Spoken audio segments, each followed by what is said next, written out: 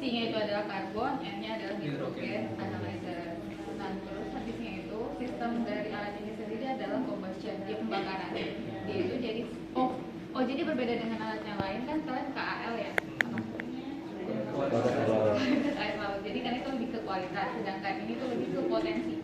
Jadi potensi karbon yang ada di biasanya ya potensi yang ada di ekosistem pesisir itu ya, makanya disebut dengan blue carbon. Jadi kalau sampelnya yang masuk ke lab ini biasanya itu dari ekosistem, ada yang tahu? Betul? Betul lagi? Benar. Terus? Terumbu karang belum.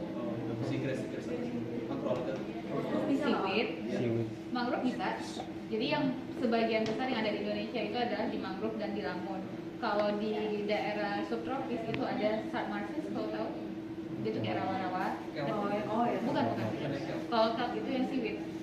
Nah, kalau seaweed itu juga masih dalam perdebatan apakah dia masuk blue carbon atau enggak, karena dia tuh tidak. Dia tuh kalau kalian nggak tahu kalian pelajaran atau enggak, dia itu hidupnya tidak menempel di substrat, tapi dia itu misalnya di tali.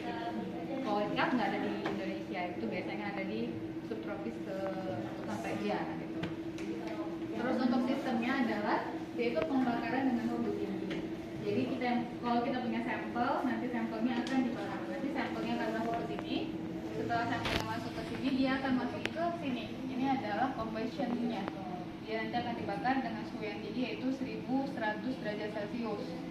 Nah, terus habisnya itu nanti di sini ada ya semacam kayak saring-saringannya hasil dari combustionnya itu nanti akan ke trap ke sini, terus nanti dia akan langsung dialirkan ke detektornya. Detektornya adalah infrared.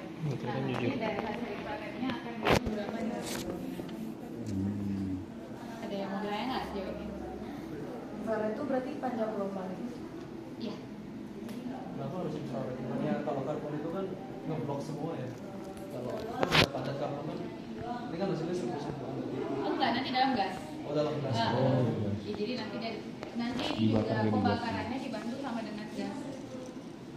Biar bisa suhunya tinggi, nanti ada oksigen, dia dibakar dengan suhu yang tinggi. Benar.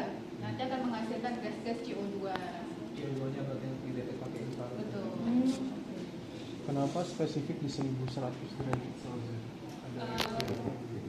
Enggak sih, karena kalau semua teman saya sih itu emang kayak maksimalnya gitu. Karena kalau misalnya di atas dari situ, itu dia masih oke, tapi hasilnya bisa lebih gitu.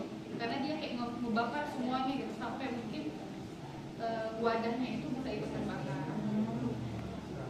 Sedangkan kalau misalnya terlalu rendah, sampelnya malah nggak terbakar semuanya. Berarti gasnya misal apa sampel terus itu dibakar kan, berarti mati masuk ke dalam aliran ini. Iya benar.